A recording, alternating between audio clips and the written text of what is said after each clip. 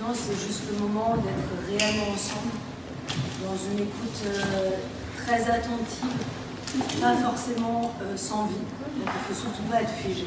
Vivez votre vie. Pas oublier le rythme et qu'il n'y ait pas de blanc entre les répliques. On préfère avoir des répliques qui se chevauchent que des moments où on attend trop, machin, tout ça. Ça, vous l'avez compris, on n'a pas arrêté de vous le dire. Et surtout, ouais, pensez à la voix, pensez à être tranquille, à faire les choses les unes après les autres. Et s'il y a quelqu'un qui oublie quelque chose, c'est pas grave, parce que de toute façon, on est dans une espèce de répétition générale pour un public qui viendra un jour. Donc, on n'hésite pas à reprendre des choses si c'est nécessaire, et à se parler, et à se dire « Ah ouais, mais là, c'était pas ça, c'est pas grave. » On reprend, vous pouvez nous poser des questions en direct. Ah, je me souviens plus ce qui se passait. Il n'y a pas une qualité particulière à produire, il y a juste à être ensemble et à raconter l'histoire qu'on a vécue. Ne perdez pas votre impertinence. Donc, Colia, quand je te dis que ça suffit maintenant, tu peux avoir des réactions, tu vois. Pas trop, parce que sinon ça va devenir trop dur comme affrontement, et vous êtes fort. On est super heureux.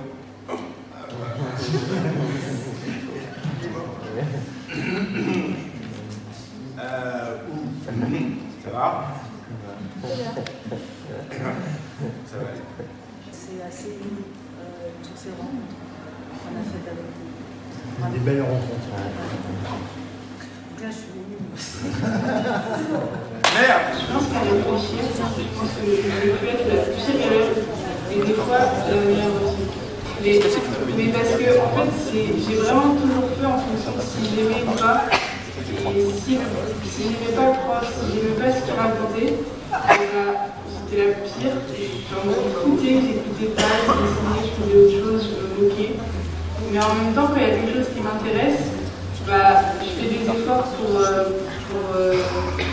avoir les notes que je veux, pour m'intéresser autant que je veux et pour comprendre. Et je pense qu'il y a des profs, pour certains, je suis la pire et je suis insupportable. Et il y a des profs, pour certains, je pense que je suis la qui va jamais. Mais non.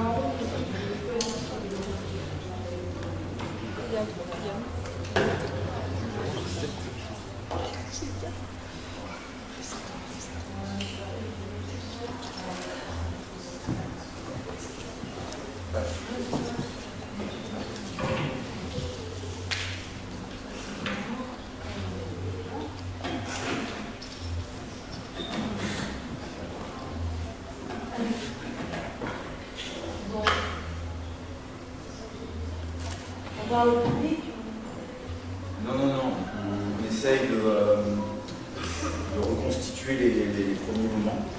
On ne parle pas directement. C'est le public, on parle au public.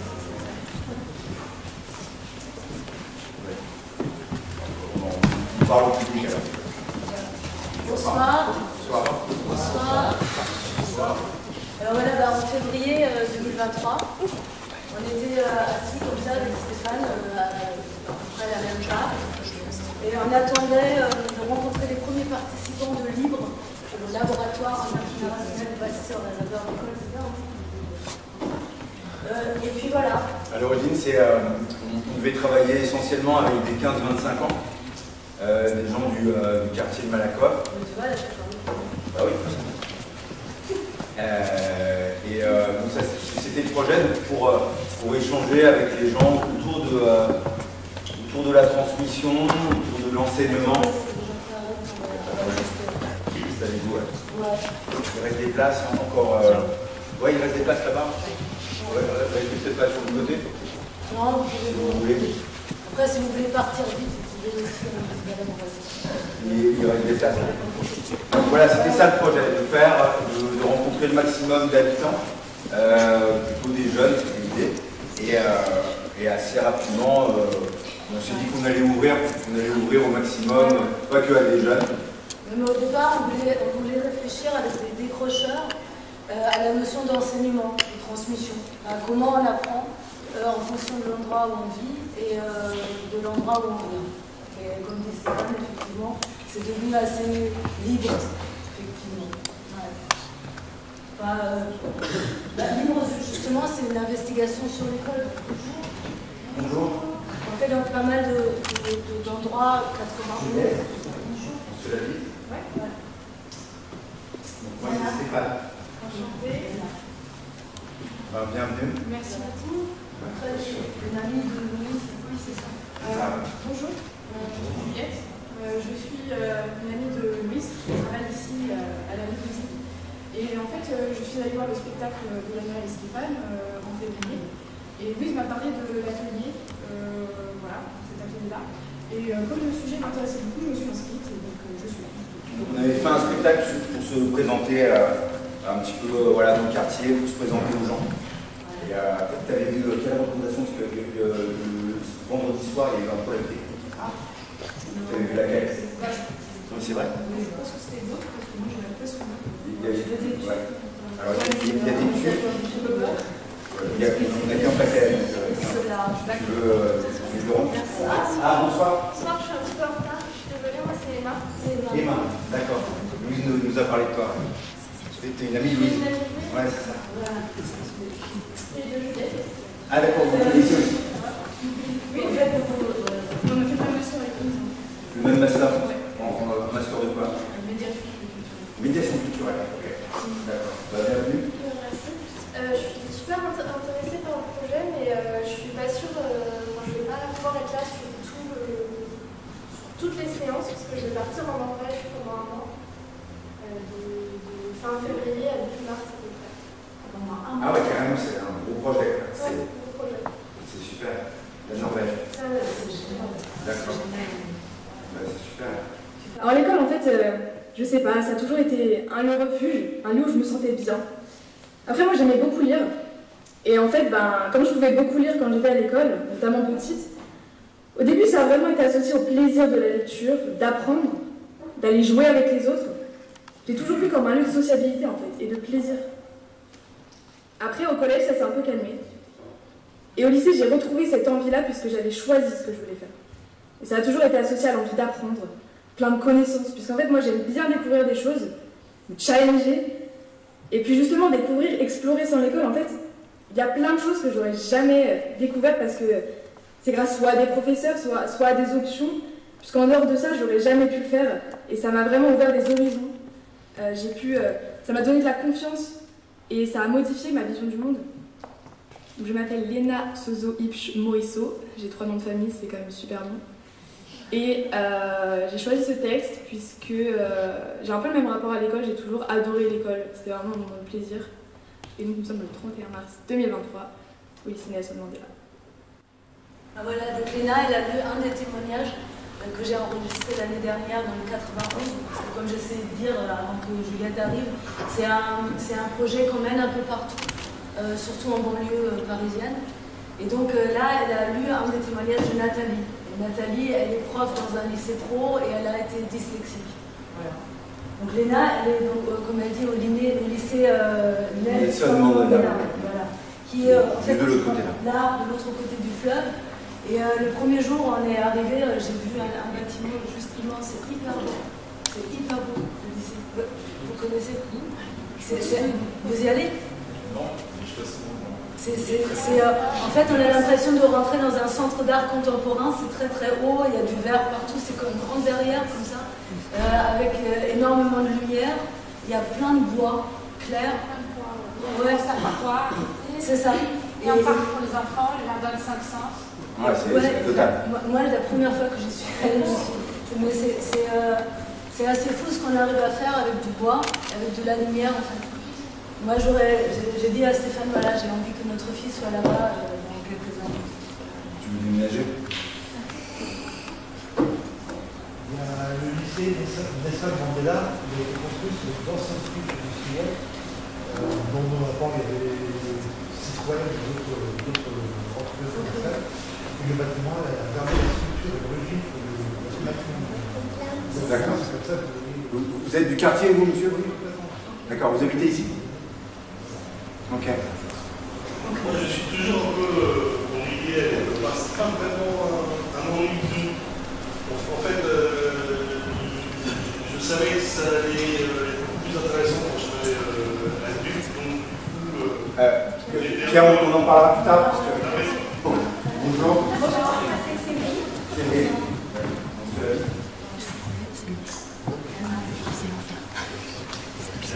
Bienvenue. C'est super.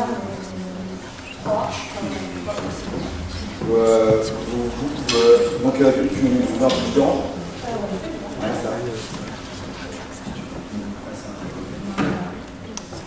C'est Céline. T'as mis dans le quartier aussi? Oui. D'accord. Par contre, je vais avoir un problème. Je ne vais pas pouvoir être là la semaine prochaine. En fait, je pars en vacances à la montagne. Je vais faire de la rando. Ah ouais. D'accord. Voilà. À la Bourgoule. La Bourgoule. Ah ouais, c'est génial, c'est l'Auvergne. Oui. Mais la Bourgoule, c'est pas une station balnéaire. C'est. Non, c'est génial. Bourgoule, moi j'ai toujours cru que c'était la plage. Non, c'est à côté du puits de Sancy. Ouais, c'est ça. Alors, moi, j'arrive du boulot et puis j'avais préparé à manger puisqu'on nous avait dit qu'on aurait un temps pour manger. Et puis là, on ne fait que de parler et on ne commence rien. Et j'ai faim. Il y a des solutions. C'est pas très équilibré. Hein. Ouais. Voilà, c'est juste pour la soirée. On va continuer à échanger un petit peu comme ça sur le projet. Et bonjour. Du quartier, et j'ai été invité par Louise pour venir voir votre spectacle. Tu avais vu le spectacle aussi là? Oui. Tu étais venu le vendredi ou samedi? Le samedi, c'était ça s'est très bien passé. Et voilà. Et comment dire, j'étais intéressé par le projet, j'ai dit pourquoi pas venir. Bienvenue Noël. Merci. C'est Sandrine et Emma, Cyril et Juliette. Voilà. Bienvenue. Ça c'est important parce que Noé nous a amené après dans un atelier slam. Voilà. Oui, je fais partie de ceux avec l'équipe du cœur. Culture du cœur. Qui est à côté. Et on a monté un atelier slam, donc la restitution pour bientôt. Et j'ai deux amis que. C'est comme ça qu'on a rencontré. C'est comme ça qu'on a rencontré Thierry et Solène. Et c'est là que Thierry et Solène arrivent.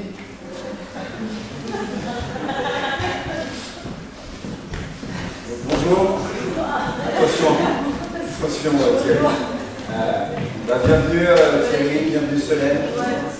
Super. C'est bien. Il y a du jus d'orange, il reste quelques tubes aussi. Ouais.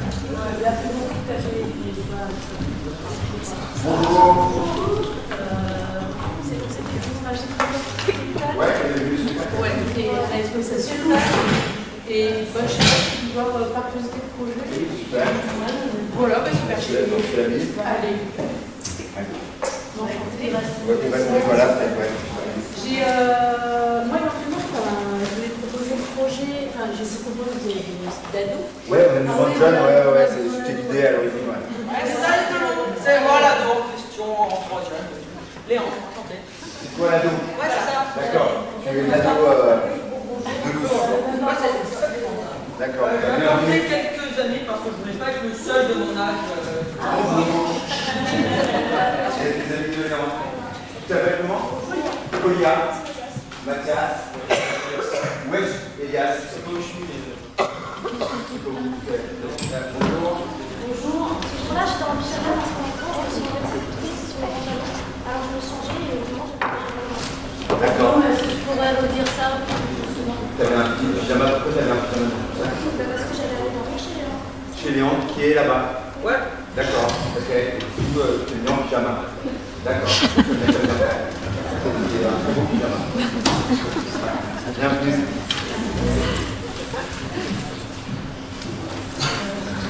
Là, Bonjour à tous.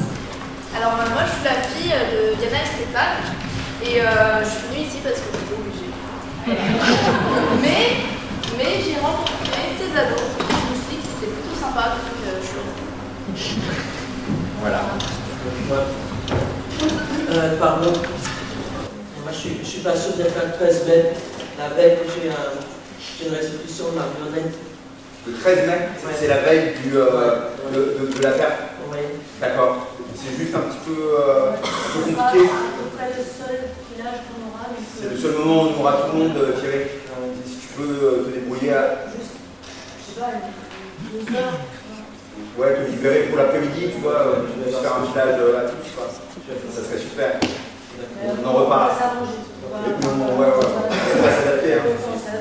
Ouais, Séverine, elle part à la Bourgoule. Emma en Norvège.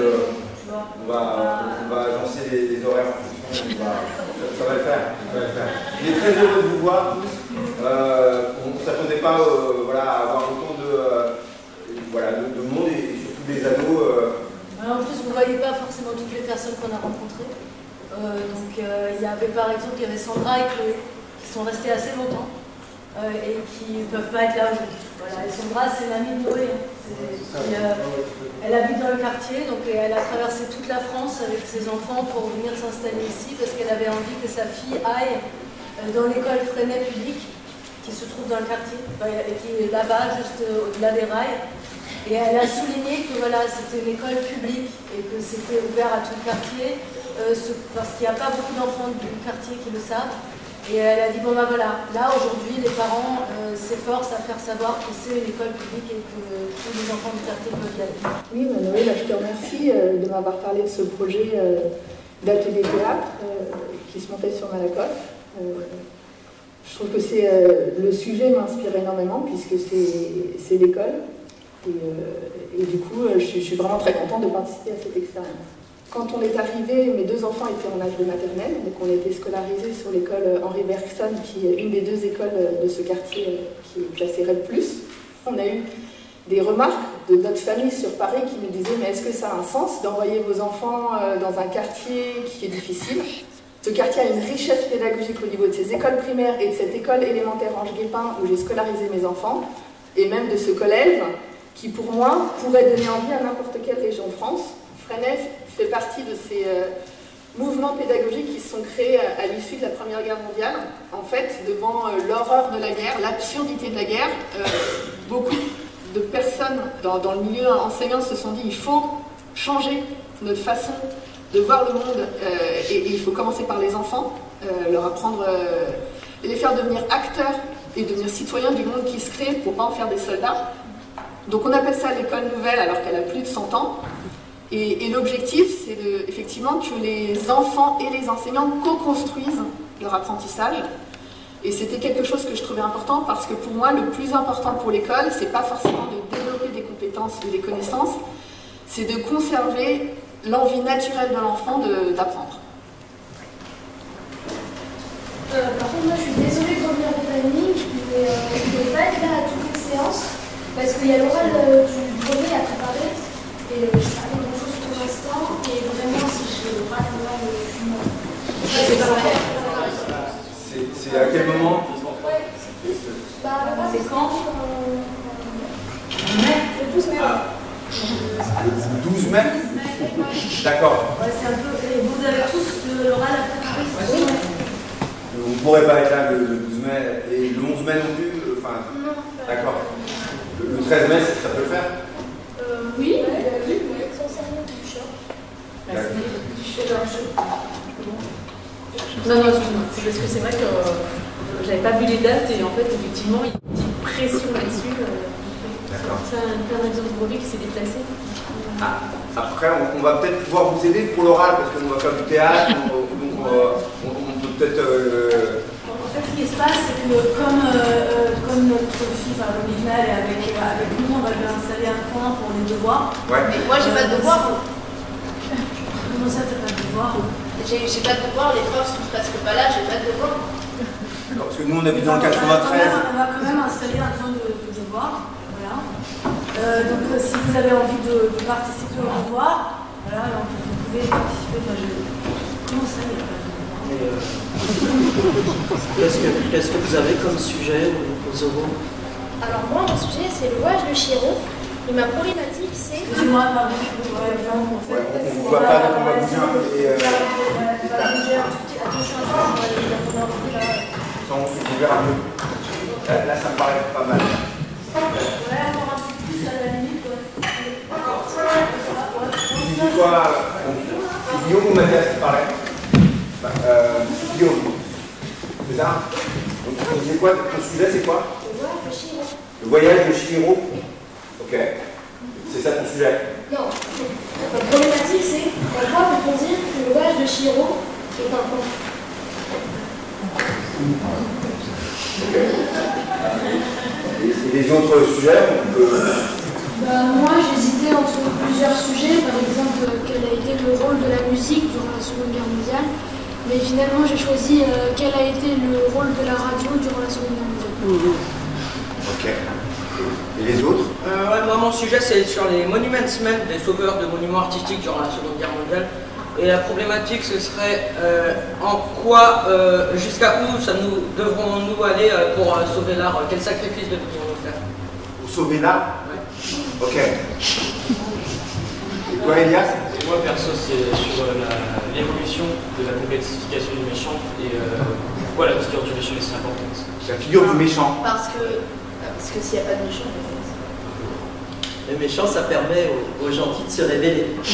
D'accord. Et nous, dans notre histoire, là, sur l'école, ça serait qui alors le méchant? Il nous faut un méchant? Nous, on fait de la fiction là, mais on en parlera plus tard sur c'est les... des thèses qu'il faut. C'est des thèses. C'est impressionnant, hein. Ouais, c'est assez. Voilà. Il y a du niveau, quoi. Ouais. Comment ça se passe dans ton collège, Lina? Bah moi, j'hésite entre plusieurs options. Moi, j'ai pas dit mon sujet. Ah, excuse-moi. Excuse-moi, Mathias. Vas-y, Mathias, désolé. Moi aussi, j'hésitais. En premier, qu'est-ce qui peut pousser un homme à instaurer une dictature? Ensuite, en quoi le régime de Vichy était un régime totalitaire? Et enfin, en quoi les actions de la résistance peuvent influencer le cours de la Seconde Guerre mondiale? Ah ouais. Il y a un message, vous avez un truc avec la Seconde Guerre mondiale? Vous avez un truc, ouais. En fait, comme on travaille ça en ce moment en histoire et que c'est très très conseillé de croiser au moins une matière pour son oral, pour pas se ramasser, c'est une matière de 2 ou 3. Non, ou 0 matière. Des fois, on croise 0 matière. C'est le parcours. C'est le parcours autre. Il y a le parcours citoyen, parcours avenir, pour notre stage par exemple. Parcours avenir. Il y a le parcours Parcours avenir. 0 aussi, ouais. On parle de notre stage. Et c'est pas une thématique le stage. C'est pas une matière. Moi personnellement, dans le 9-3, là, je suis dans le 9-3 et il n'y a pas 0. Parce qu'il y a déjà 2 brevets, 2 brevets. Mais comment ça, il n'y a pas d'euro? Il n'y a pas d'euro du tout? Non. D'accord. Ok. D'accord, très bien. Donc ça s'est réglé, quoi. Okay. Ouais, donc voilà. Il y a un peu la pression là. Combien de temps pour le faire? On a 5 ou 10 minutes, enfin 5 minutes pour parler, pour faire notre oral. On a 5 minutes, pas plus, pas moins. Et 10 minutes pour que les profs nous posent des questions. Ok. Vous avez beaucoup de temps? Non. Après, c'est vrai que c'est un collège un petit peu. Enfin, nous, on le vit en tout cas avec un niveau un peu élevé et ça met une pression aussi sur les parents. Hein, ouais, j'ai l'impression. Sandra, qui ne peut pas être là aujourd'hui, elle n'a pas compris le niveau de comparaison avec le collège où est sa fille. Parce que sa fille, elle, les euros, c'est juste parler de son stage. Et encore? Enfin, non. C'est le collège qui est juste à côté? Ouais, collège, ouais. Je suis super étonnée quand j'entends les sujets des ados. En fait, pour vous expliquer vite fait, en ce moment j'ai 3 boulots. Je suis surveillante d'école primaire le midi. Je suis AVS, donc j'accompagne 2 élèves en situation de handicap. Et je suis enseignante à mi-temps d'éducation socio-culturelle dans un lycée pro agricole. Et là, à ce moment-là, je me suis vraiment rendu compte de la différence au niveau des exigences entre l'établissement scolaire dans lequel sont les ados qui sont ici présents et l'établissement dans lequel je travaille toute la semaine. Alors moi, comme Juliette, quand j'ai entendu les ados parler de leur projet de brevet, je me suis dit mais qu'est-ce que je fais là? Moi je suis instite en REP+, dans une école où c'est pas toujours facile, où c'est chouette d'enseigner. Et moi, je voulais témoigner ce soir de ce que c'est d'être instite, de la souffrance que peuvent vivre les enseignants. Pas qu'en REP+, mais quand moi, ma première année en REP+, ça a été l'horreur. Alors ça fait quelques années maintenant. Et moi, quand j'ai voulu faire ce projet, c'était pour en parler, pour en témoigner. Et quand j'ai entendu ces collégiens de centre-ville parler de leur brevet, mais je me suis dit, mais qu'est-ce que je fous là, en fait?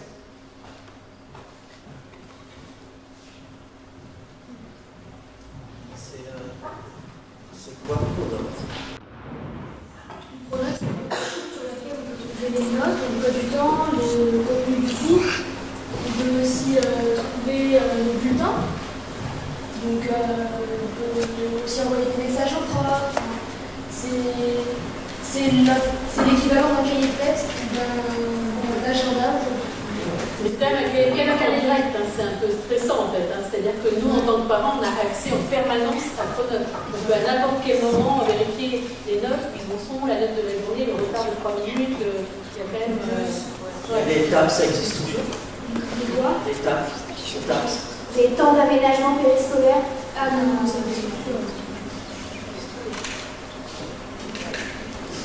En fait, quand tu rentres à l'école en tant que parent, enfin, quand ton fils rentre à l'école, au collège, bah, nous aussi, on a c'est clair que c'est pas évident quand on n'a pas les codes de l'école, quand on n'a pas le langage de l'éducation nationale. Puis en plus, avec le numérique, ça trouve encore plus la différence.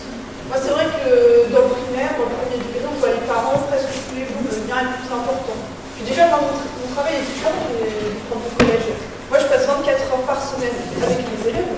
Donc le lien affectif est encore plus important que les évaluations, les notes, et enfin bref. Enfin, en tout cas, nous, dans notre école, avec mes collègues, on se donne vraiment à fond parce qu'on a envie vraiment que nos élèves réussissent. Parce que sociologiquement, ils ont moins de chances que vous d'y arriver. Alors nous, on se donne à fond. Et c'est ça que je voulais dire ce soir. Mais bon, encore une fois, qu'est-ce que je fais là? Bah oui, mais moi, il y a une fois, ma mère, elle m'a appelé, j'étais dans la cour, elle me dit non, mais c'est quoi une copie de notes, je suis dans la cour, j'ai même pas eu la copie encore. Donc forcément, moi je suis en train de m'amuser et après je suis en dépression.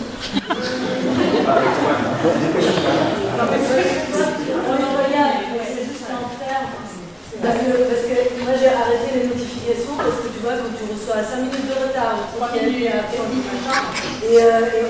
Donc j'ai arrêté, voilà. Mais tu peux pas t'empêcher en fait.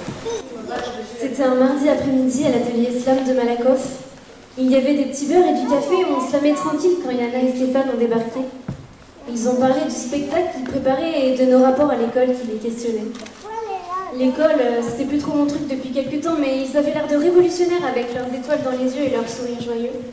Alors je me suis dit pourquoi pas, ça pourrait être sympa. Quelques semaines plus tard, je me suis pointée à la Lébrussine.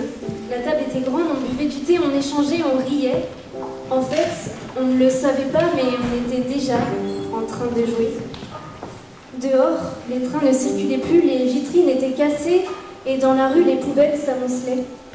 On ne pouvait pas oublier l'actualité ni ignorer les menaces qui pesaient ou le fait qu'on se trouvait dans le quartier où une semaine plus tôt un jeune avait été tué, mais je crois qu'ensemble, on pouvait mettre tout ça de côté. Le temps d'un instant ou peut-être d'une journée. L'énergie circulait, on parlait et de temps en temps un jeune demandait « Ah bon, c'est comme ça dans ton collège, mais comment ça se fait que c'est pas pareil pour tous les élèves ?» Les dictées, les notes, le stage, le TNB, les tables, les devoirs, l'oral de brevet. Parfois ça nous faisait rire, mais souvent on était dépassés. Et si nous, adultes, ne pouvions pas saisir le sens de tout ça, qu'est-ce que les enfants comprenaient ? Comment pouvaient-ils se construire dans un monde où les règles étaient tout aussi absurdes les unes que les autres? Ne va aux toilettes qu'entre 13h et 13h15, ne franchis pas cette ligne que tu ne vois pas, ne te mets pas la pression, ne mets-toi dans les meilleurs, ne te compare pas aux autres, mais regarde tes notes. Les attentes de l'éducation nationale étaient de plus en plus insensées parce qu'au fond, elles étaient si loin de nos réalités. Les lacrymos faisaient pleurer le ciel et nos yeux piquaient alors que les élèves étaient de plus en plus désabusés. Comment choisir un métier quand demain est incertain? Et comment penser à plus tard quand le monde est sur le déclin? Et lorsque je les entendais discuter, lorsque j'écoutais leurs expériences s'articuler, se croiser, s'entrechoquer, il y a quelque chose qui me frappait. Elle était où, l'égalité? Entre ceux qui avaient les codes et ceux qui ne les auraient jamais. Le rôle de l'école était-il de nous élever ou de mieux nous séparer? On exigeait de nous que nous rentrions tous dans un même moule, mais nous n'avions pas les mêmes rapports à la culture, au langage, pas tous les mêmes références, pas tous les mêmes histoires. Étions-nous d'une certaine manière déterminés dès la naissance entre ceux qui s'inquiéteraient de leur devoir d'anglais quand d'autres planqueraient des armes sous leurs oreillers? Et peut-on encore parler de mixité quand de l'autre côté du quartier ton voisin paie 5 000 le mètre carré? Nous arrive-t-il de nous rencontrer? Ou cohabitons-nous dans une sorte de multivers, chacun bien occupé à mener sa petite vie en parallèle? Je sais pas pour vous, mais pour être honnête, ça fait des nœuds dans la tête, car à l'école, on m'a enseigné les équations, on ne m'a pas donné les outils pour appréhender le monde. Alors je comprends pas encore le sens derrière tout ça, mais ce que je vois, c'est qu'aujourd'hui, on est là. Il y a du soleil dans la cuisine et les jeux des jeunes font trembler la librusine. Je sais pas vraiment si on va révolutionner le système scolaire, mais une chose est sûre, on est en train de monter une pièce. On parle de demain et de manière naturelle, on en vient à nouer des liens. Aujourd'hui, on est là, et ensemble, on peut déjà faire un pas.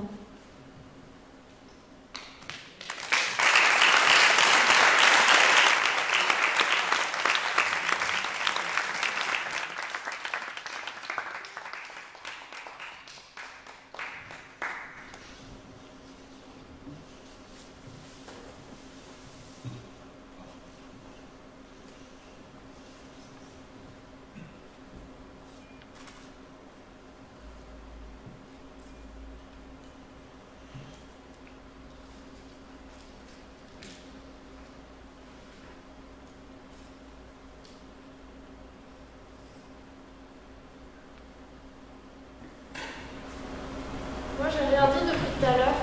J'étais pas là. J'étais en Norvège.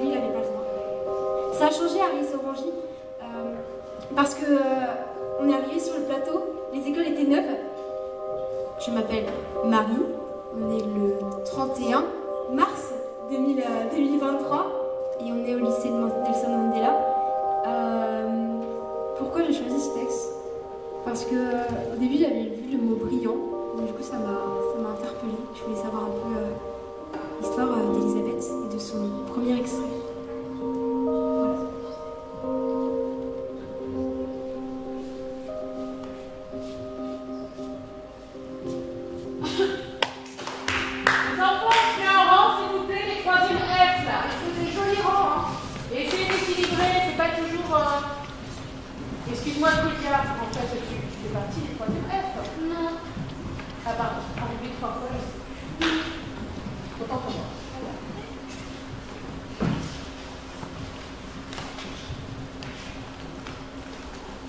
Bonjour, moi c'est Colia, donc je joue le réalisateur, et avec mes camarades de livre,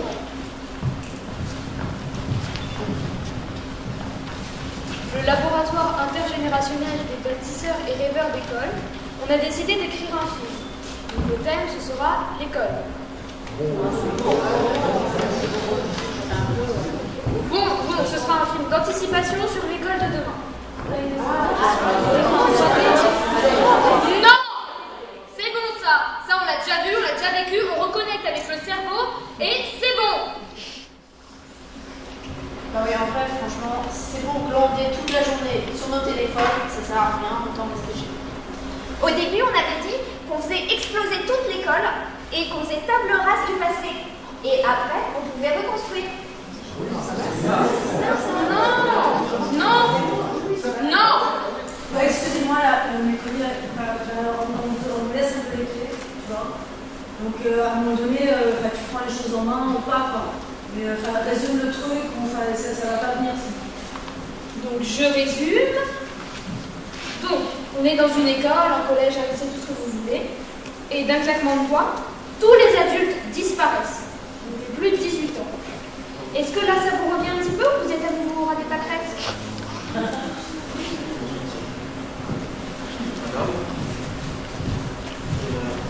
Qu'est-ce qu'on vient Vous êtes plus là. Vous pouvez nous voir, mais pas interagir. Nous, on vous voit plus. C'est comme si vous étiez sur notre planète, mais vous avez conscience de ce qu'on fait. Et donc, on s'organiserait en faisant commission, quoi. Ça serait organisé, quoi, en fait. Commission. Ouais, c'est ça. Commission gastronomique. Commission d'organisation des Ouais, c'est bien, là, on repart bien. Vous avez d'autres questions? Ouais, en fait, si on vieillit avec toi, on a 18 ans. On a la majorité. Est-ce qu'on disparaît aussi? C'est une très bonne question, ça, Elias. D'autres questions?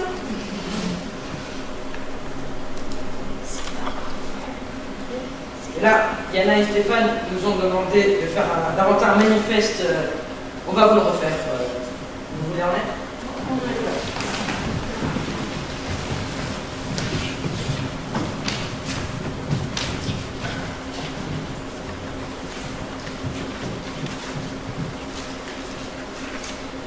Nous transformerons les espaces, tous les espaces du collège. Nous serons libres. Nous nous débrouillerons. Nous aurons le pouvoir. Nous apprendrons ensemble. Nous ferons classe dehors quand il fera beau. Nous aurons des matières de respect et de bienveillance. Au collège, on aura le droit de resservir. On aura le droit d'avoir du rab. Nous changerons le monde. Nous verrons les uns sur les autres. Nous n'aurons plus de code. Nous pourrons juger les autres. Nous dessinerons sur les murs. Nous n'aurons plus de devoirs. Nous aurons plus d'heures de sommeil. Nous aiderons nos camarades en difficulté. Nous commencerons les cours à 14h. Nous irons à l'école comme nous allons au café. Nous nous prélasserons au soleil, dans la cour. Nous irons à l'école comme nous allons au café, pour y voir nos amis et refaire le monde. Nous irons aux toilettes quand on a envie. On pourra aller jouer du piano dans la salle 306. Nous aurons toujours accès au baby-foot. Nous écrirons des poèmes plutôt que des dictées. Nous apprendrons à cultiver et à fabriquer de l'eau. Nous danserons sur les tables. Nous laisserons la porte ouverte aux retardataires.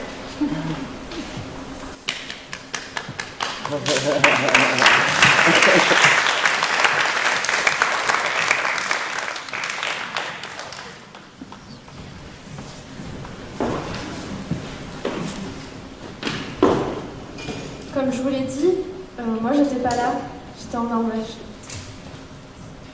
J'ai pris une phrase de quelqu'un en fait. Moi je sais pas si j'ai rêvé d'une autre école. Pour moi apprendre ça a été pendant longtemps quelque chose d'obligatoire. On apprend parce qu'on nous dit d'apprendre. Ça a été comme ça jusqu'à la fac je crois. Milieu de la fac peut-être. J'ai fait une fac de langue. Et j'avais vraiment l'impression d'apprendre pour apprendre et pas vraiment pour moi. Je pense que c'est pour ça aussi qu'après la fac, j'ai vraiment eu envie de... J'ai vraiment voulu prendre du temps pour savoir ce que je voulais faire. Et j'ai voyagé. C'était pas la première fois, mais ça prenait tout son sens. C'est comme ça aussi que je me suis décidée à faire un master en médiation culturelle.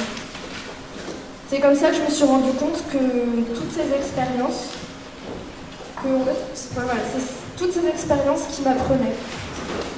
Faire du bénévolat, des activités, des projets, des missions d'intérim aussi. J'ai fait pas mal de missions d'intérim, surtout ces derniers temps. J'ai vendu des photos avec le Père Noël, j'ai classé des échantillons en laboratoire d'analyse nutritionnelle. J'ai fait les soldes clients aussi. J'ai fait le petit-déj dans un hôtel. J'ai fait de la mise en rayon en grande surface. J'ai fait de la surveillance dans un internat aussi. Et donc voilà, je me suis rendu compte que c'est ce qui me fait apprendre. L'expérience. Et le voyage. Pas les vacances, j'ai bien dit le voyage. J'ai vraiment fait ces distinctions entre voyage et vacances. J'aime pas trop le concept en fait. Et j'aime partir vraiment quand j'ai un projet. Tu t'es scolarisé ou si tu l'as encore, je sais pas. Non, je suis disco. Tu t'es scolarisé, mais pour quelle raison tu fais des choses? Parce que j'aimais pas ça, parce que ça m'apprend rien. Moi j'ai fait un apprentissage aussi. Mais j'ai lâché. Parce que les horaires, j'aimais pas ça. C'était trop tôt. Puis tout le temps rester enfermé dans la même pièce, j'aimais pas ça. Rénover au niveau de la scolarité, je pense qu'on pourrait s'imaginer faire des cours dehors, mais avec une autre approche. Faire une approche sous forme d'animation, tout simplement. Tant que les gens seront heureux, ils prendront du plaisir, bah, je pense qu'ils auront plus de facilité à apprendre. Je donnerai des notes, mais je commencerai par la joie de vivre. Juste ça, déjà, juste donner une note par rapport à la joie de vivre, je pense que ça peut faire avancer les choses. Quelqu'un qui vient et il n'est pas content, mais tu as une approche moins conventionnelle et que ça lui redonne le sourire, ça change. Tu vois, entre le début du cours et la fin du cours, il peut y avoir une évolution émotionnelle. Et je pense que c'est important de savoir évaluer ça, quoi. C'est Ereba et Mathis qu'on a rencontré ici grâce à Louis qui nous a mis en relation avec Ereba qui est éducateur et qui travaille dans le quartier et qui travaille en ce moment avec Mathis qui est un jeune d'ici aussi et Mathis n'a pas pu venir, je ne sais pas si Ereba est là, il devait venir. En tout cas, le boulot de Ereba c'est de passer du temps avec Mathis. C'est passer des journées à échanger. On les a rencontrés, on a pas mal parlé de tout ça, de l'éducation, de la transmission. Et Ereba, il a un parcours assez particulier parce qu'il était parti pour travailler dans le commerce. Il a commencé à vendre des téléphones et à un moment il s'est dit bah non, en fait, je vais faire autre chose de ma vie. Ouais, Mathis, ça lui disait pas trop l'école parce qu'il n'a pas envie de rester assis, donc là il va être jardinier. On va faire un CAP de paysagiste. Et donc avec Ereba, voilà, on s'est baladé dans le quartier avec Noé et Sandra. Après, on a parlé du quartier. Et on a parlé de la façon dont ça se passait. Et donc voilà, on s'est dit que finalement les choses étaient beaucoup. Voilà, on a parlé de la façon dont ça se passait entre les différentes familles, dont ça se passait avec les enfants. Et surtout qu'il y avait quand même une grande différence entre ceux qui payaient 300 € par mois et ceux qui étaient payés 5 000 € par mètre carré. Ah oui, parce que la mixité sociale, on voit bien, c'est les gens. Voilà. Je dirais que les commerces parallèles, les jeunes préfèrent aller sur les commerces parallèles et les écoles. C'est pour ça que c'est compliqué. Ouais, Sandra disait c'est super, mais les problèmes de maman, c'est pas tellement pronote, c'est plutôt de savoir si leur fils ils ont un gun plaqué ou pas. C'est ça. Et en fait, le seul endroit où ça fait bien, c'est le bébé Sandra, je crois que c'est l'école.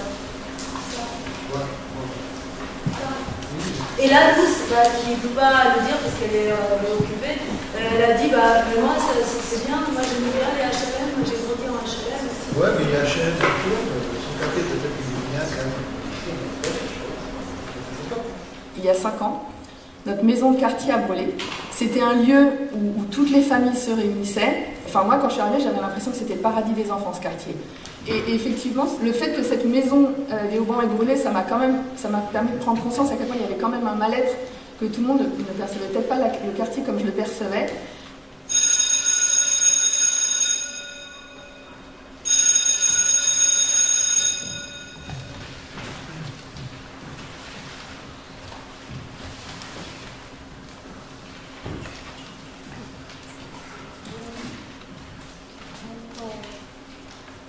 quand Diana et Stéphane m'ont demandé de participer au projet, que je leur ai raconté que j'étais en REP+, c'était en REP+, et que j'ai eu une première année vraiment horrible, il m'a demandé de penser à quelques souvenirs.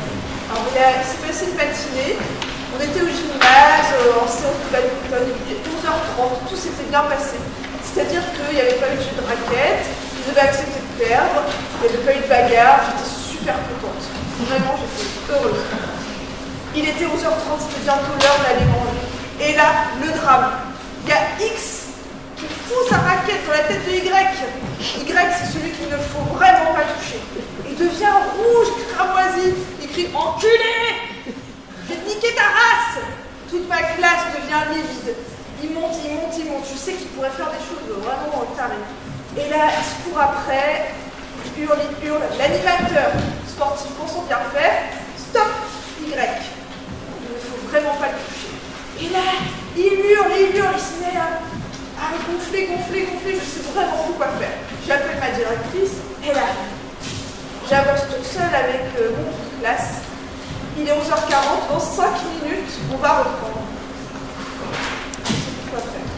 En attendant, je traverse le tram, 300 mètres plus loin, j'entends toujours mon élève gueuler. Ça, c'était comme ça tous les jours, dans ma première classe. C'était vraiment l'horreur.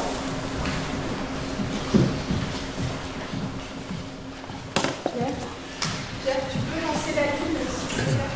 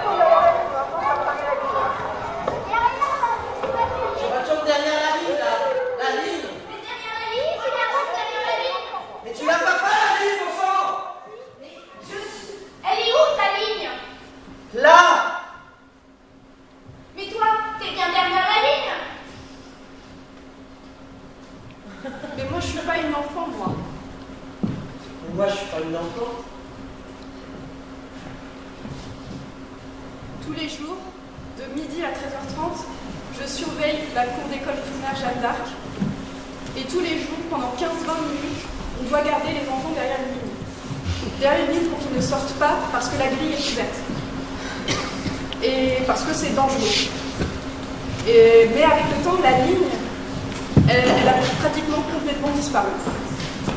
Donc, en fait, les enfants, ils doivent tracer une ligne imaginaire dans leur tête et ils ne doivent pas la franchir.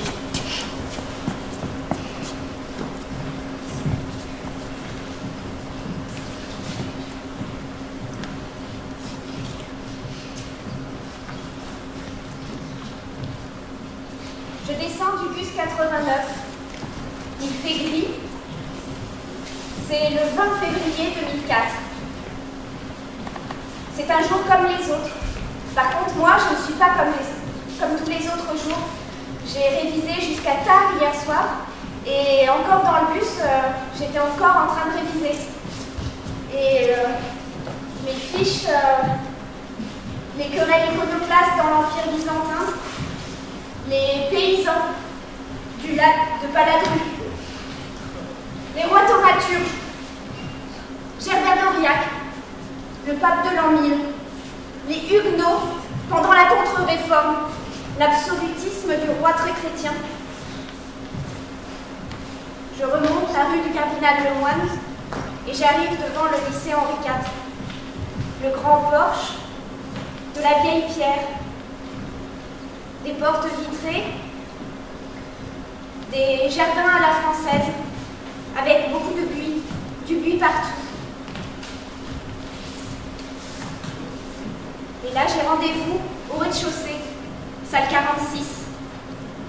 La porte s'ouvre, une élève sort, l'air ravie, souriante. Je suis hyper contente, ça a super bien marché, j'ai cartonné, hein. C'était génial. J'ai jamais réussi comme ça cette année, tu vas voir, ça va bien se passer, c'est génial. Ils sont hyper cool.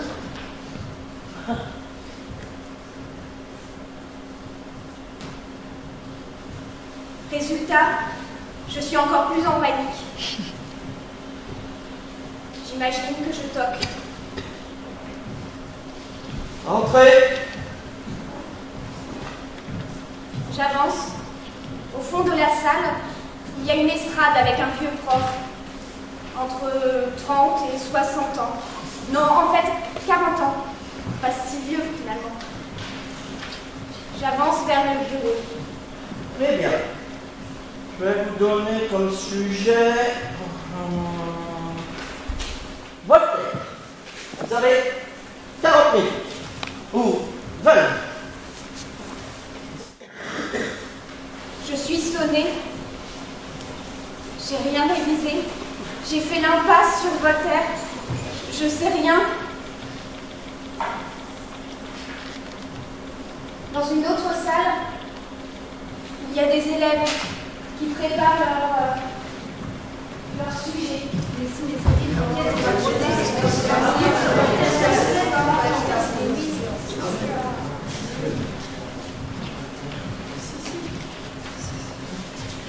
Mais non!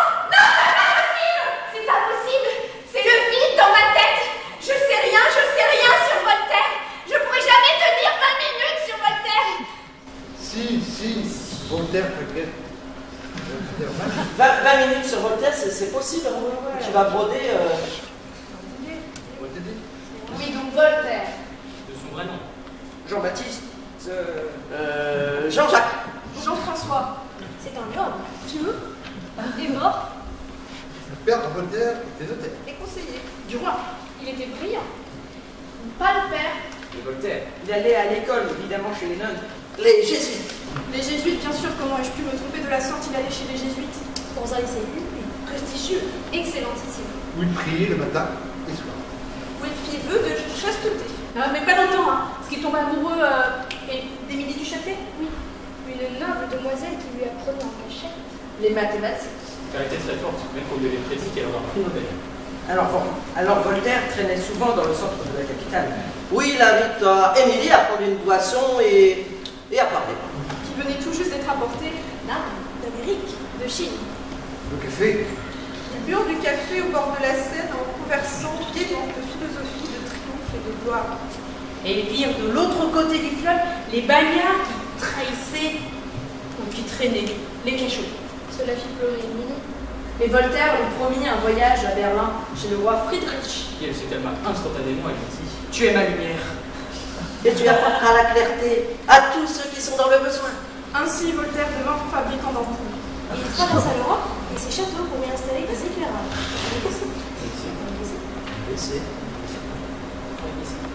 Il fonda ce qu'on a appelé Le siècle des Lumières. Dans les WC. Oui. Mais non. Il n'y a pas de problématique. Bon, et ben moi, je vais aller cultiver mon jardin. Je suis tombé par terre.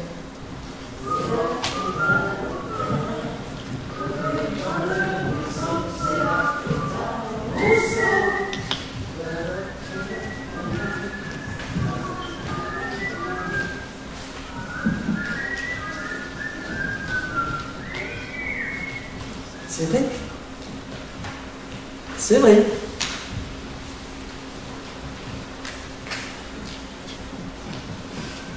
C'est vrai, j'ai lu Candide. J'ai lu Candide en 4e. Et cette histoire de jardin m'a vraiment touché.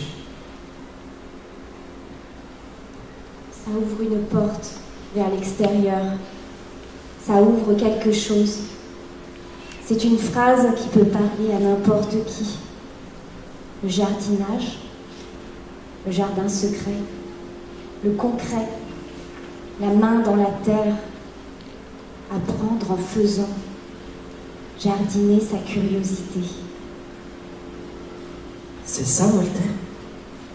Voltaire, c'est un homme vieux et mort.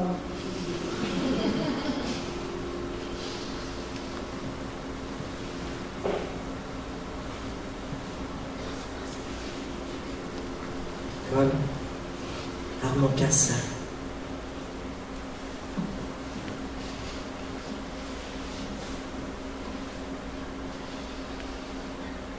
Il était assis au premier rang. Il ne sait plus si c'est lui ou sa maîtresse. C'est sa maîtresse, oui, qui choisissait les places. Et sa place était au premier rang. À cette époque, il portait une blouse grise. À cette époque, ils écrivaient avec une plume. À cette époque, il disposait d'un pot d'encre et d'un buvard au cas où il ferait des tâches. Mais il était un enfant sage, et il s'efforçait à ne pas faire de tâches, et il s'efforçait à bien travailler, à être surtout sage comme une image, à sa place, au premier rang. Et là, il avait de bonnes notes, et là, il était l'un des premiers de la classe, et la maîtresse le félicitait. Et la maîtresse le prenait pour exemple devant toute la classe quand elle remettait les devoirs. Il était l'élève parfait, 10 sur 10. Il voulait toujours faire plaisir à sa maîtresse, faire plaisir à sa maman. Il savait qu'avoir de bonnes notes leur ferait plaisir, qu'elles aimeraient, qu'elles l'aimeraient s'il avait de bonnes notes. Mais très vite, sa place de premier attirait la jalousie. Il était considéré comme le chouchou de la maîtresse. On se moquait de lui. Il se sentait bien seul dans la cour de récréation. Sa consolation, il l'avait trouvée auprès d'une petite chinoise. Il l'aimait et elle l'aimait. Ils étaient tous les deux amoureux. Mais un jour, elle est partie et il ne l'a jamais revue. Alors, il a décidé de faire des tâches. Il a cessé de bien travailler en classe. Il savait qu'il décevrait sa maîtresse et sa maman aussi, mais c'est le prix qu'il devait payer. Un jour, il obtenait la protection de Carlos.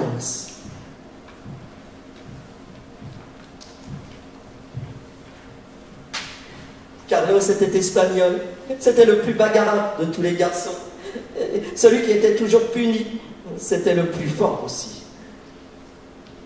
Carlos l'invitait aussi les mercredis et certains samedis dans la maison de ses parents.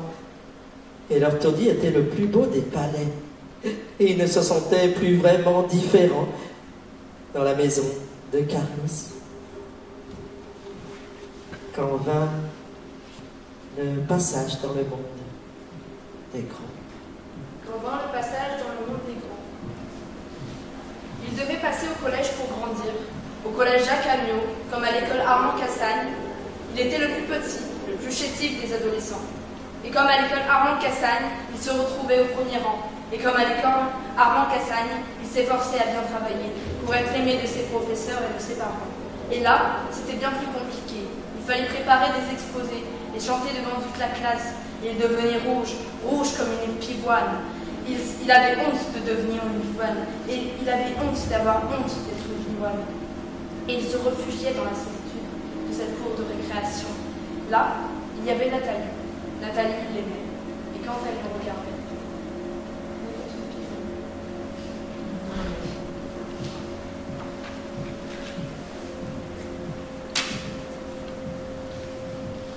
je n'ai jamais réussi à lui dire que je l'aimais, Nathalie. Au bout du collège, il y avait le lycée Michelet où je devais aller. Et là, une fois encore de plus, j'avais la trouille. Et je m'arrangeais pour redoubler ma 4e, avoir de mauvaises notes.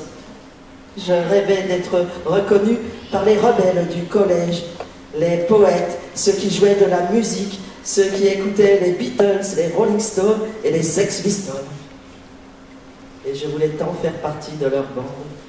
Et je ne resterais qu'à leurs frontières derrière la limite. Derrière cette ligne. Au lycée, l'histoire se répétait. Sur mes carnets scolaires, il était écrit « capable du meilleur comme du pire ». Je rêvais de quitter le lycée, d'être déjà à l'université, d'être un étudiant grand et plus âgé. Je pensais qu'en vieillissant, je serais plus heureux, qu'enfin, j'aurais atteint l'âge mûr. L'âge d'être aimé. En attendant, je continuais à encaisser les moqueries. Heureusement, il y avait ce professeur d'histoire. Heureusement, il y avait ce professeur d'économie et de sociologie qui nous faisait cours dehors quand il faisait beau et nous emmenait chez lui manger des pizzas. Heureusement, il y avait ce professeur de philosophie qui m'ouvrait les chemins de la pensée. Heureusement, il y avait la poésie. Et ces filles de 4e qui admiraient mes mots quand j'étais enfin parvenu en terminale. Heureusement, il y a eu cette professeure de littérature qui un jour nous a emmenés au théâtre de l'Odéon, voir l'illusion comique de Corneille. Heureusement, il y a eu Corneille et l'illusion. Je me suis mise à écrire, à jouer et à mettre en scène ma vie. Heureusement, il y a eu le théâtre. Maman, pourquoi tu m'emmènes dans ce genre d'atelier en général? Bah, je sais pas. C'est des choses qui me plaisent, déjà, et j'ai envie de partager avec toi. Je me dis que tu grandis et que... Puis il y a aussi avec ton père, enfin, on a l'impression que tu es coincé dans ce circuit du collège toute l'année, ça prend quand même vachement de place, l'école. Et qui te montre qu'une seule manière de faire, tu vois, c'est tu travailles, tu vas à telle heure, tu sors pas du cadre, il y a cette manière de faire. Bah en fait, il n'y a rien de grave, là. T'as 14-15 ans, tout est possible, qu'on peut faire d'autres choses, qu'on peut s'accidenter ailleurs, qu'on peut se mettre en danger même sur scène des fois, par exemple, comme un atelier comme ça, mais que c'est ça qui va te construire et qu'il n'y a pas de vrai danger, quoi. Mais c'est marrant que tu me poses cette question. Toi, tu pensais que c'était pourquoi, par exemple? Moi, je pensais que tu m'emmenais dans ce genre d'endroit pour me montrer un peu dans quel monde tu vis, entre autres. Ah oui, bah c'est peut-être un peu vrai aussi. C'est vrai que moi j'ai du spectacle vivant, ton père il travaille aussi dans le spectacle et c'est un monde en soi, pour nous en tout cas. Moi ça m'a toujours protégée en fait, d'être dans une catégorie un petit peu art entre guillemets. En tout cas, dans le culturel, à l'école, tu vois, j'avais l'impression que ça te donnait le droit de t'habiller comme tu en avais envie, de dire des choses un peu farfelues, et que du coup, moi, j'avais envie de partager ça avec toi.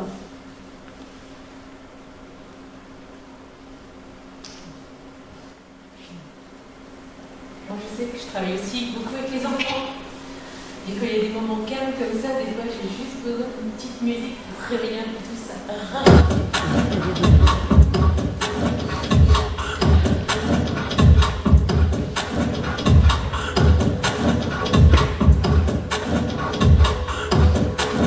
C'était le 6 mai 2012, 2013. Ouais, 2013. En fait, je me souviens, on avait un rendez-vous avec mon prof principal et mes parents pour choisir, pour discuter de mon avenir et de quelle blague j'allais choisir, tout ça. Séverine, est-ce que tu veux bien jouer ma mère, s'il te plaît? Tu te mets par là. Thierry, il est où Thierry? Tu peux jouer mon père, s'il te plaît? Si. Il est où Stéphane? Ouais, là. Par là, ouais. Là, c'est bien. Alors, donc il y avait mon prof d'histoire géo, monsieur Cocheril. Cocheril avec un L à la fin, ouais. Il y avait mes parents, il y avait moi. T'as pas une petite veste en velours, non? Un peu... Veste en velours. Ouais, ça peut rentrer dans le personnage. Non, tant pis, mais c'est pas grave. Donc vas-y, tu peux commencer. Bonjour, nous sommes très heureux de vous rencontrer pour parler, pour échanger sur l'avenir de Juliette.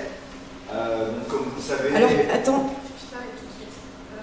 Il était plus condescendant, monsieur Cocheril. Il était plus froid, tu vois. Ok. Tu reprends, s'il te plaît. Ouais. Bonjour, nous sommes très heureux de vous rencontrer pour échanger autour de l'avenir de Juliette. Comme vous le savez, c'est un moment un peu... Alors, plus froid et plus de dans tes phrases. D'accord, ok. Bonjour, comme vous le savez, nous sommes très heureux de vous rencontrer pour reparler. Stop, là j'ai un petit peu. Je pense qu'on va essayer autre chose. Thierry, tu veux bien jouer Stéphane, si tu peux, tu peux faire mon père. Je veux tester quelque chose. Voilà. Merci. Merci. Bonjour monsieur et madame Bichard. Je suis heureux de vous accueillir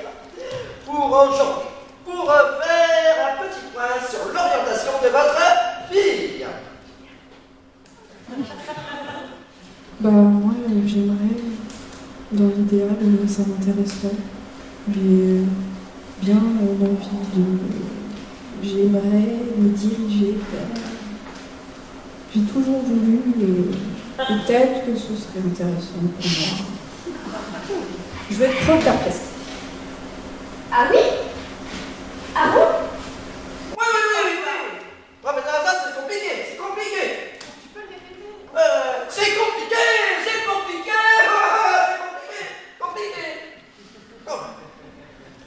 En fait, je ne suis pas certaine à 100% si ce moment-là a eu un impact vraiment dans ma tête. Dans tous les cas, après ça, j'ai abandonné l'idée de devenir prof d'art plastique et j'ai fait une licence de langue parce que j'avais des bonnes notes en langue au lycée. Ensuite, j'ai fait un master en médiation culturelle, j'ai fait mes petites expériences, j'ai eu des stages, des CDD et après j'ai eu envie de voir autre chose. Et c'est là que j'ai postulé pour être AVS et surveillante de cours d'école et le job d'enseignante à mi-temps m'est tombé dessus à ce moment-là. Et peut-être que d'être enseignante d'éducation socio-culturelle, peut-être que là, j'ai un peu ma revanche sur ce moment-là.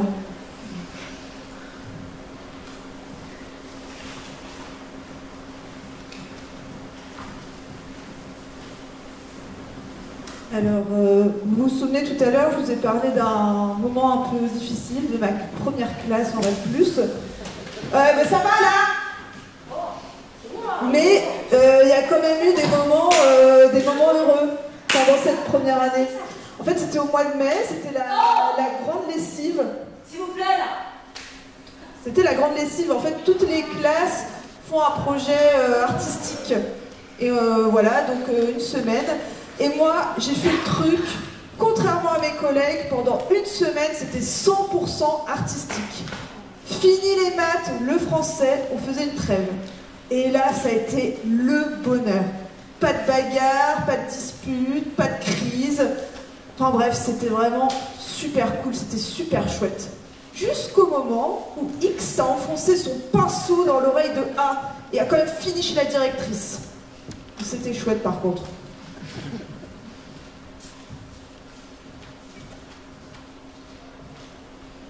Et moi, à l'école, je m'ennuyais. Je m'ennuyais parce que je trouvais ça trop ennuyant, trop long. Donc pendant toutes ces années, j'ai fait plus de l'autodidacte, de l'auto-formation. J'ai fait beaucoup de choses et surtout en particulier le billard, où je m'éclatais à jouer pendant des années où j'ai fait pas mal de compétitions. Et mon plaisir maintenant, c'est de transmettre mon savoir aux jeunes pour apprendre le beau geste, la belle qualité du jeu, les bons gestes pour gagner une partie, pour bien commencer une partie. On parlait de billard? Oui, complètement. Parce que j'entends pas exactement très bien. Non, mais voilà, j'ai un joueur, voilà. Non, mais parce qu'en fait, oui, là, on parle du billard, mais il ne joue pas comme moi au billard, il ne joue pas au bar le samedi soir. Il a joué en championnat de France, c'est ça? Ouais. Et excusez-moi, c'est quoi un scrutin? C'est pas un vote? Ouais, je me demande. Une élection? C'est quelle période? C'est la Révolution française. Et qu'est-ce qui se rebelle à l'annonce de l'exécution du roi? Les nobles? Moi j'ai joué à la Révolution française. Ouais, j'ai joué dans l'évasion de Louis XVI. Ouais. J'interprétais le pape Ier, celui qui a porté les chevaux pour Louis XVI et toute sa famille.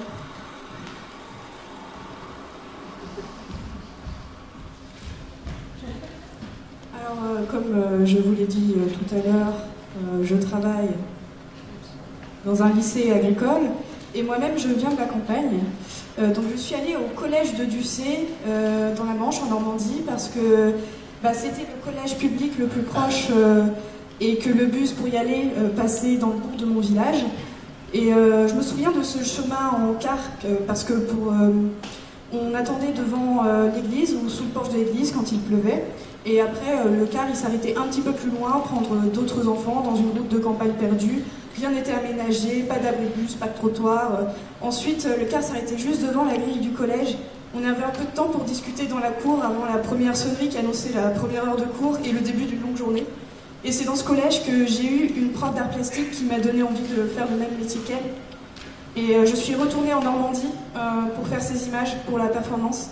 En fait, j'y suis allée avec Benoît. Benoît, c'est mon copain, il n'est pas là parce qu'il ne voulait pas venir sur scène. Et lui, il préfère être derrière la caméra, il travaille dans l'audiovisuel. C'est un milieu compliqué quand on n'a pas les codes, et quand on a les codes, c'est compliqué quand on n'a pas les réseaux. D'ailleurs, tant qu'on y est, est-ce que quelqu'un sait ici comment on fait pour travailler dans l'audiovisuel? Alors, avant, Benoît, il a fait un BTS Système numérique spécialité électronique et communication. Avant ça, il a fait un DUT GE2I génie électrique et informatique industrielle. Avant ça, il a fait un bac STI 2D sciences et techniques de l'ingénieur et du développement durable spécialité système numérique. Et maintenant, il avance dans ce milieu, doucement. Mais c'est pas grave parce qu'il sait où il veut aller et pour lui, ça a vraiment du sens, ce qu'il fait maintenant.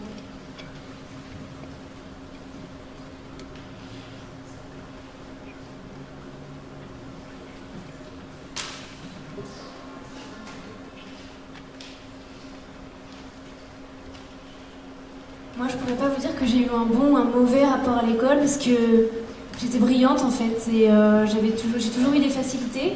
Après, je m'ennuyais un peu parfois, mais c'était pas si grave parce que je faisais pas de bruit. Mon truc à moi, c'était d'écrire. Je rêvais d'être écrivain ou poète. Et quand j'avais 7 ans, j'ai montré un cahier à la maîtresse et j'avais écrit des poèmes dedans. Et en fait, elle a vite refermé le cahier, elle est passée à autre chose. Alors je suis retournée à ma place et j'ai arrêté d'écrire. Et après au lycée il a fallu choisir un métier et je savais pas du tout ce que je voulais faire. En fait l'avenir ça me faisait grave flipper. J'avais l'impression que si j'allais choisir le mauvais métier, toute ma vie elle allait être foutue après. Et on m'a parlé de l'orthophonie, alors je me suis dit pourquoi pas. Alors j'ai passé les concours, j'ai fait 5 ans d'études, j'ai soutenu mon mémoire et bon j'avais capté que c'était pas ça ce que je voulais faire. Je voulais écrire, mais ça n'avait pas l'air d'être un métier d'avenir. Donc voilà, j'ai commencé à travailler. J'étais orthophoniste. Et en fait, ça me plaisait vraiment pas. Donc j'ai démissionné et cette année, j'ai pris du temps pour moi. J'ai écrit un recueil de poèmes. J'ai dessiné, j'ai peint, j'ai fait du théâtre, j'ai fait du slam. Et j'ai eu le temps de réfléchir à ce que je voulais vraiment. Et en septembre, je vais reprendre mes cours à la fac de psycho. Et cette fois-ci, je pense que ça va bien se passer parce que c'est moi qui ai choisi.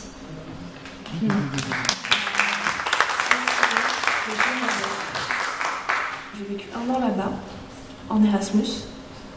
Et ce qui était génial là-bas, c'est que je devais avoir 3 à 4 heures de cours par semaine. On était 6 étudiants par maison. Et on était super libres. Et j'ai découvert plein de personnes, plein d'horizons différents. Ça m'a fait découvrir que j'aimais la randonnée, parce que je ne m'étais jamais imaginé avant.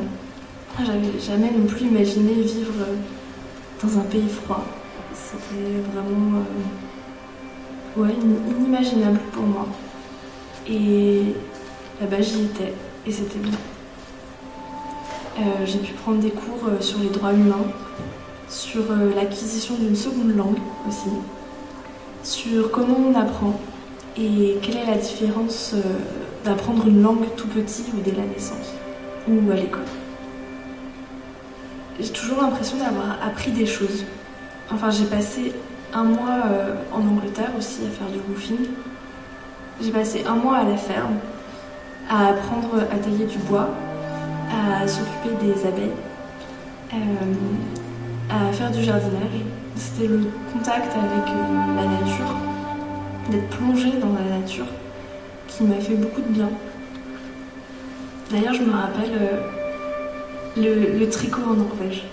Une fois, il y a 2 jeunes filles qui me parlent que pendant leur cours, elles tricotent pour les aider à se concentrer. Et je m'étais jamais imaginé qu'on pourrait faire ça. Je suis sûre que si j'avais fait ça en France, on m'aurait dit de sortir de la salle. Vraiment. Avec mon amoureux, on est parti pour 1 mois avec nos sacs à dos, dans l'espoir de faire des rencontres là-bas. Mais ça n'a pas trop marché. La manière dont on est parti, je pense que ça ressemble beaucoup plus à un voyage classique. En tout cas, ça ressemble beaucoup plus à des vacances. Alors que ce qui me fait le plus vibrer, c'est ce qui me fait le plus apprendre. C'est vraiment quand je vis les choses. Je dirais que j'ai l'impression que les vacances, c'est une pause dans la vie.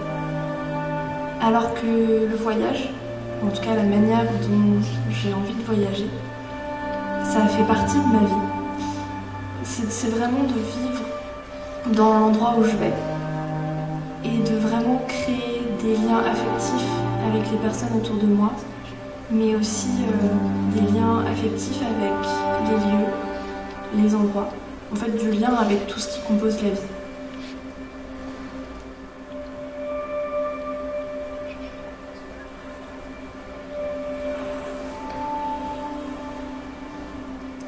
L'extérieur jour, dans un futur proche qui est déjà le passé. Il y aurait un quartier autour, au bord d'un fleuve. Il y aurait une école où les adultes se seraient mis un matin à rajeunir. Le regard se serait éclairé à un tel point que plus personne n'aurait su dire quel âge ils avaient. Ils se seraient assis parmi les enfants, ils se seraient fondus dans le décor, ils auraient regardé le tableau vide, ils auraient regardé le pupitre désert, ils se seraient mis à rire très fort, ils auraient raconté leur chemin de l'école, ils se seraient raconté des histoires qui font peur, en buvant du thé, du café, des histoires d'orientation, de plateformes et d'algorithmes, des jours sombres où quelqu'un aurait oublié d'écouter parce qu'il pensait au menu de la cantine, au choix entre betteraves et carottes râpées, des histoires de chevaliers au bonnet d'âne et de batailles héroïques dans des cours d'école, des histoires d'hommes lumière en perroquet qui sentaient le formol et la naphtaline, des moments tragiques où tout se serait décidé entre un accent grave et un accent aigu, où des têtes seraient tombées sous la guillotine d'une cédille oubliée. Ils auraient fait un temps calme, ils se seraient levés, ils seraient allés au bord du fleuve, que jadis on appelait la Loire. Ils auraient mis le pied dans l'eau, ils auraient regardé le jour se coucher. On raconte que cette nuit-là, il y a eu beaucoup d'étoiles.